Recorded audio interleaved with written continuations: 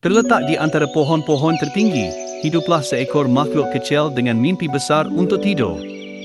Dia adalah kukang, kukang yang paling suka tidur siang di seluruh hutan hujan. Tapi setiap malam, saat kukang mengantuk meringkuk di tempat tidur gantungnya yang rindang, sesuatu yang mengerikan terjadi.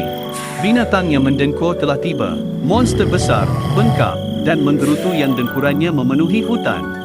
Setiap malam, dengkuran si beruang makin keras, membuat kukang yang mengantuk semakin lemah, dan meminta bantuan kunang-kunang untuk mengirim pesan bantuan. Tapi kemudian, keajaiban terjadi.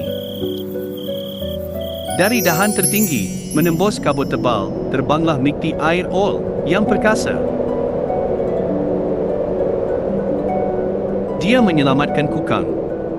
Dengan sayap perak bersinar dan mata seterang bulan, ia membawa udara segar, udara terbersih yang pernah ada di hutan yang pernah ada.